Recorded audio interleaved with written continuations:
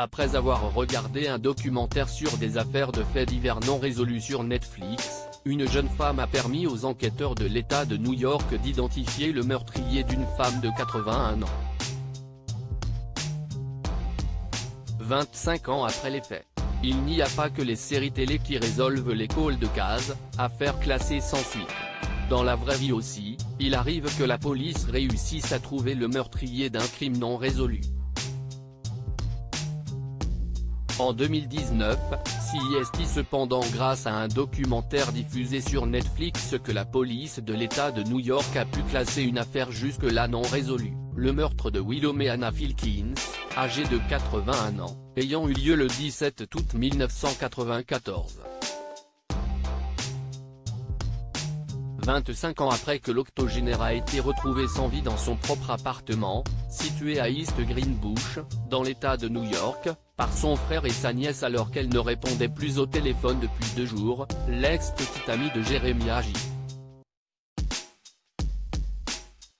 Gouillet a lancé les enquêteurs sur la piste de ce dernier, après avoir regardé une émission sur des homicides non résolus sur Netflix.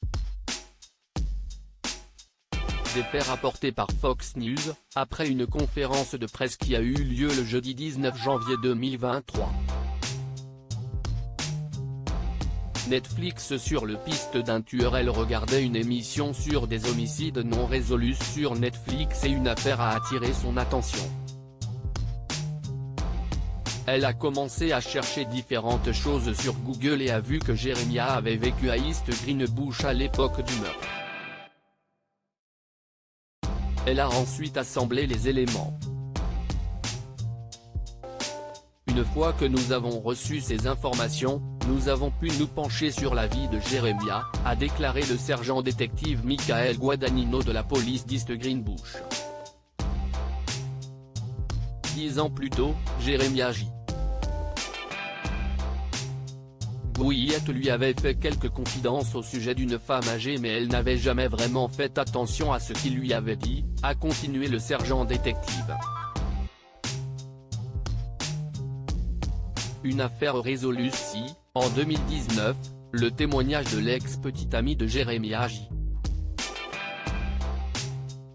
Gouillet permet aux enquêteurs de réouvrir l'affaire, l'interrogatoire du suspectant a confirmé l'hypothèse, il s'est montré sur la défensive et visiblement très bouleversé, a expliqué Michael Guadagnino.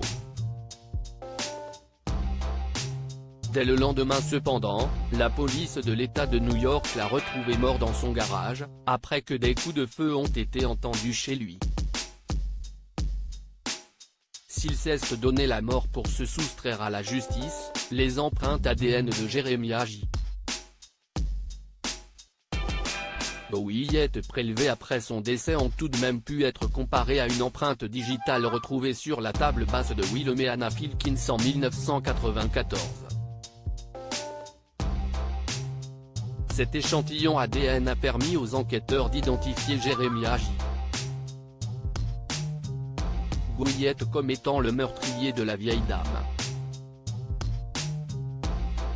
Jeremiah J. Gouillet, qui n'avait que 17 ans au moment du meurtre, avait, semble-t-il, prévu de voler une voiture et de braquer une banque pour obtenir l'argent nécessaire pour payer ses études à l'université.